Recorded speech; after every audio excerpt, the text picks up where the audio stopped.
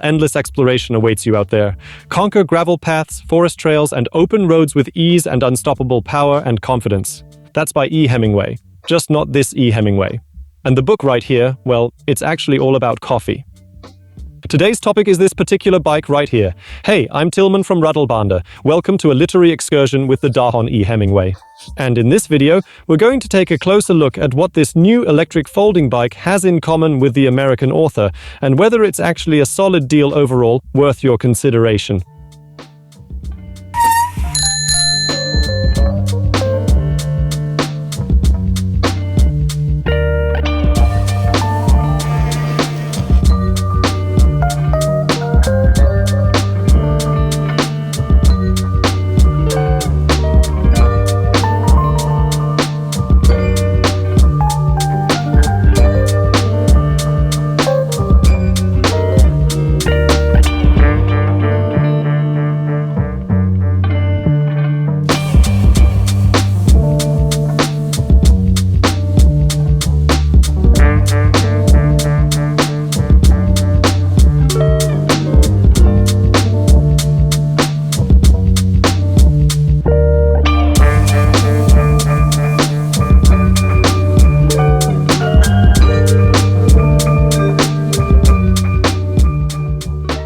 Dahon lent us this bike here, and they're financially supporting the production of this video. They didn't tell us what to say or how to say it. All thoughts and opinions expressed here are entirely mine or our own, and they won't get to see the video before you guys do. Not even a single sneak peek. We're completely manufacturer neutral.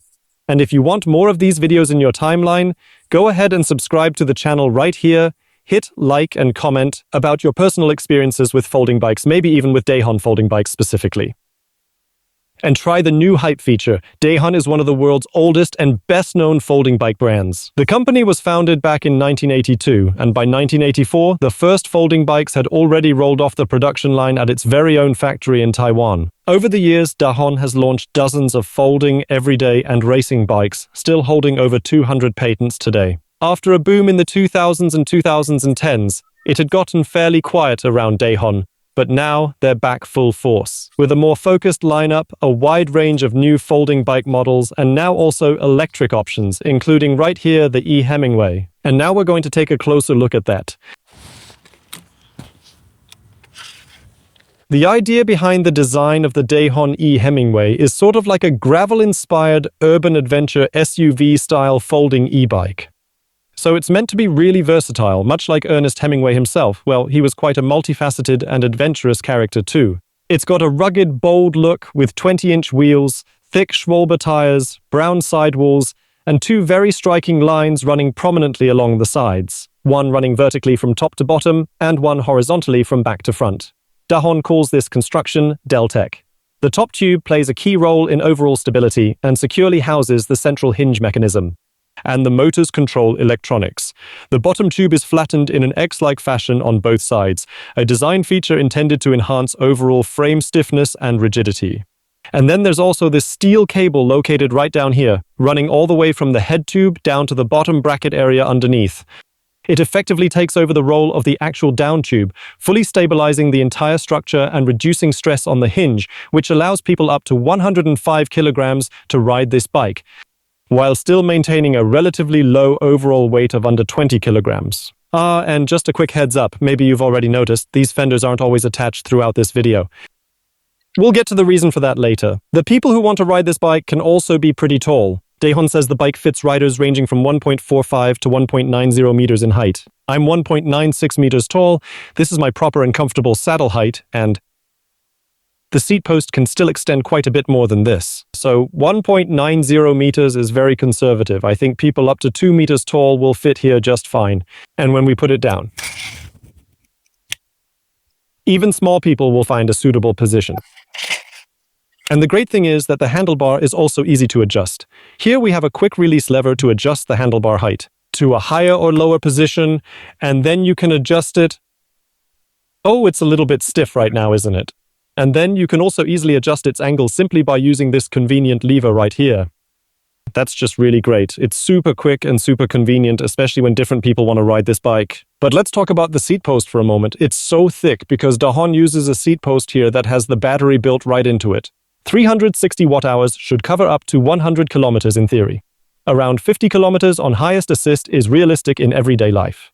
Unlike with other manufacturers, no cable runs along the back here. Instead, it comes out from the bottom of the seat tube and is neatly connected just ahead of the rear wheel, maintaining a clean rear end and a sleek overall appearance. With that, the motor can be powered, and to prevent theft, there's also a small lock that secures the quick release mechanism and keeps it firmly in place. The motor system itself is located here in the rear wheel and puts out up to 42 Newton meters directly to your favorite gravel track terrain. The system is activated right here up top.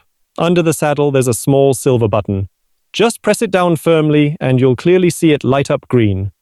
And up here, you'll find a compact yet fully functional display that lets you control the bike with ease. With a long press on M, you turn the system on and off, and you can easily switch through the 5 different assistance levels using the plus and minus buttons.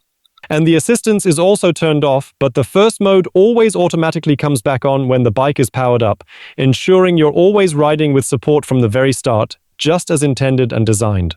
Here you can see the current battery level, and this display shows during the ride how strongly the system is assisting, indicated on a scale.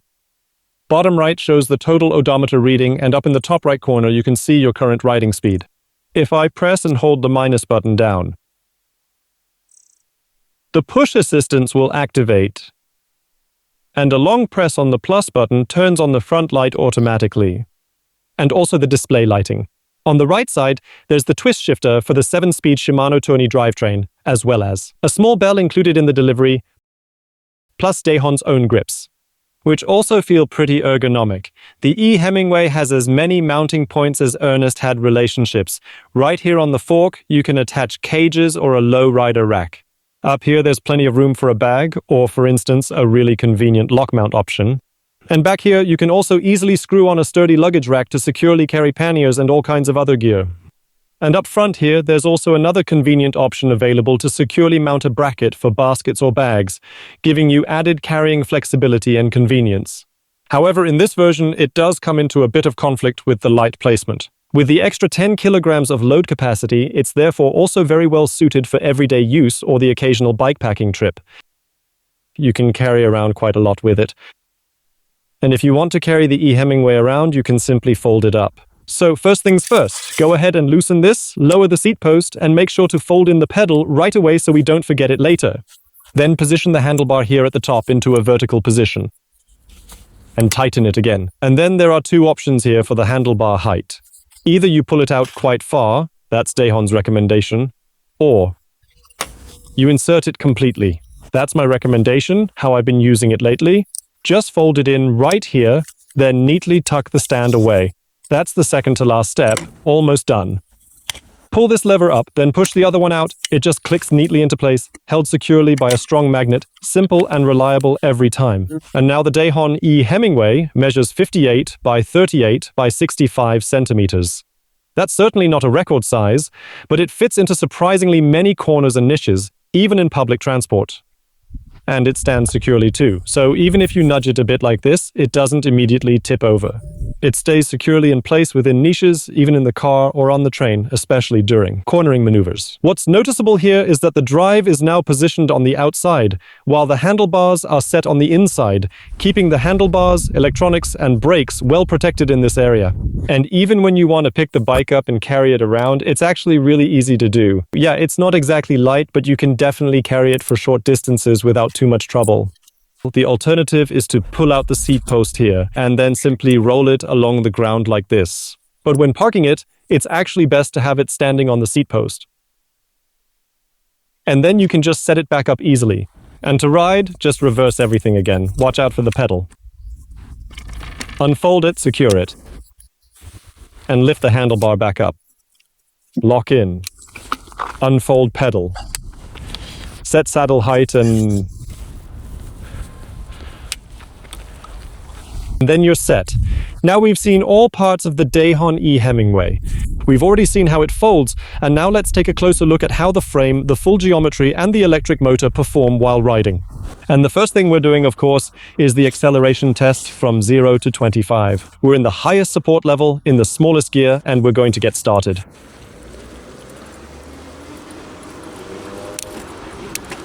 So, and 25 kilometers per hour? Yeah, that's actually going pretty quickly already. You can barely keep up with shifting. And I'd also say that with a hub motor like this, it's usually not necessary to start in first gear when you're on flat ground. You can actually start off quite comfortably even in third gear if needed, fourth or fifth gear. And the motor itself is pretty quiet. Has a really solid punch to it, quite responsive as well. And then at this 25 kilometers per hour, you do notice it starts to stutter a bit, sort of hesitating, cutting in and out. So sometimes it pushes, sometimes it doesn't. Really quite subtle. But now we first want to see how well it manages the mighty Jerusalem hill. 80 revolutions per minute, 70 to 80, and a maximum of 200 watts. I want to pedal at that level and then see how fast we can get up there. We're starting here at 25 kilometers per hour. Now shifting down into sixth gear. There. It actually works quite well then. Not too much power, but still pushing us up at nearly 20 kilometers per hour. The motor has pretty good torque. We were still in sixth gear, so even if the incline gets steeper, there's still plenty of room to shift down a gear or two if needed. Over the edges. The Billy Bonkers tires are actually a pretty solid choice in this situation. They're pretty comfortable, they've also got decent grip thanks to their solid road handling capabilities. And even when I lean it into a corner, the power transfer stays nice and smooth and consistent throughout. And it feels sufficiently stable. 2. If you wiggle the handlebars a bit, you can definitely notice that there's a little bit of flex going on there as well. But when I get up out of the saddle, it really feels once again impressively stiff and torsionally rigid, just as you'd want it to be. What you can see now is I'm sitting in a sort of middle position between sporty and upright. For me, it's this in-between. Close overtaking feels dangerous. I could actually sit a whole lot more upright, if I just went ahead and raised the handlebars a bit higher. So I'm now riding in sixth gear. The whole time, it has a good gear ratio. Those who prefer a relaxed rhythm can shift into seventh gear for a steady and comfortable 60 RPM cadence. Okay, when accelerating hard, you still have to back off a bit so that the front wheel doesn't lift off. That's pretty funny. Riding one-handed is no problem at all. The bike rides very stably in that regard, and even if you let go a little bit,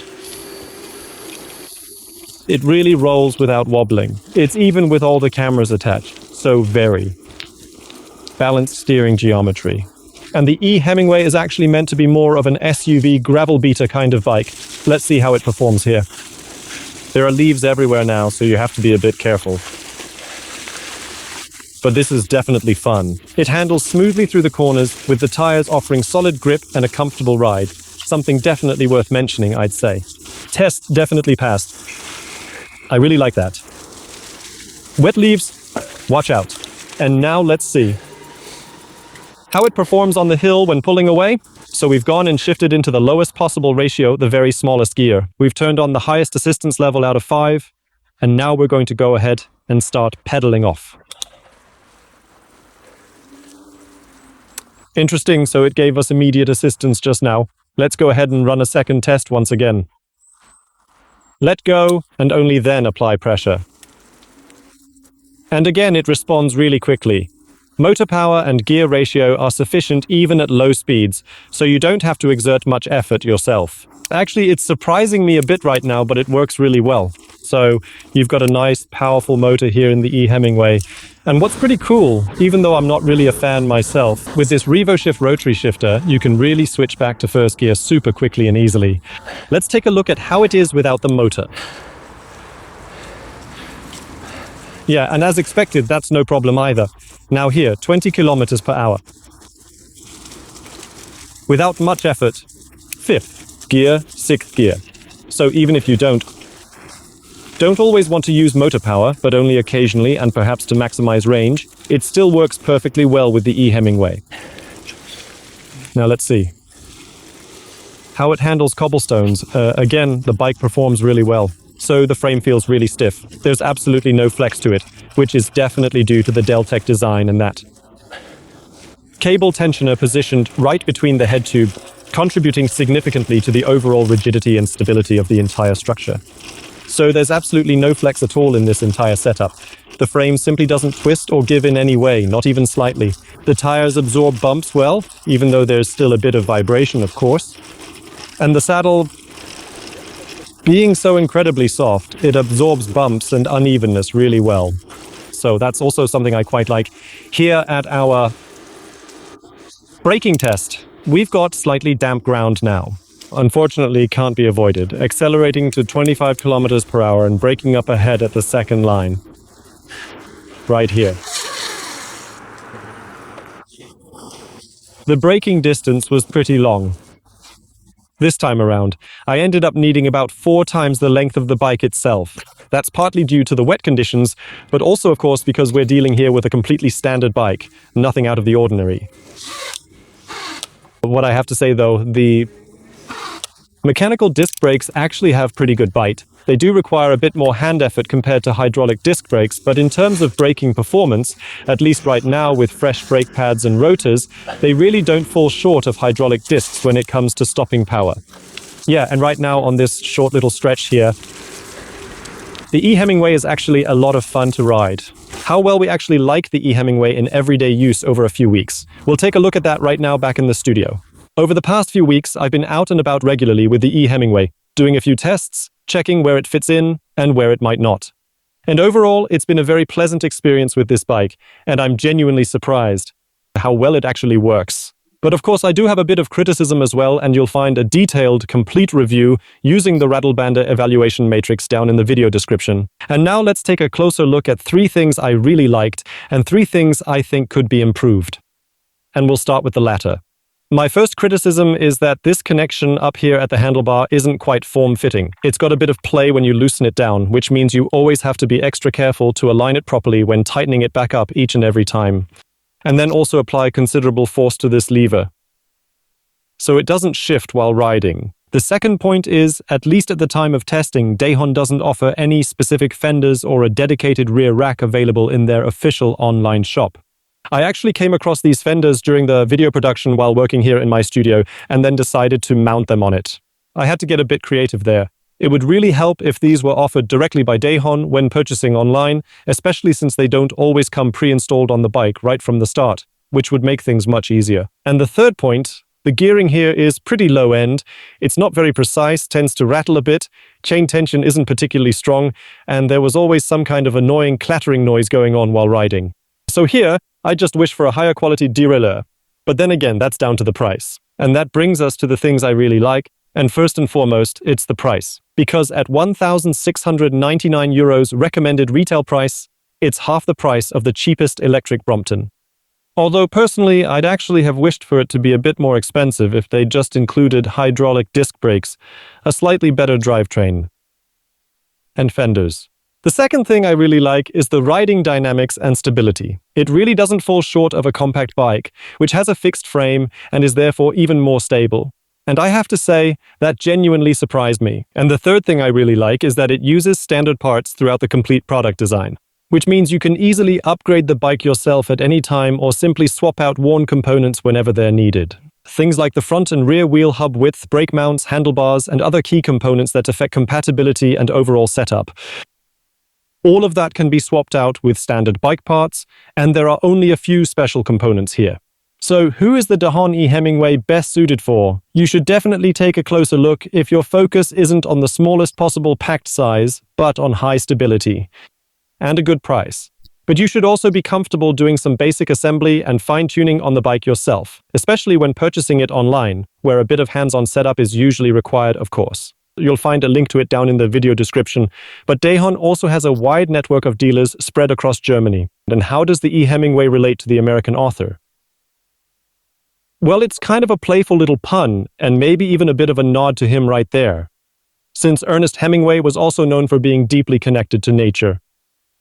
But otherwise, you can definitely argue about the name. But right here, you'll now find a whole playlist dedicated to folding bikes.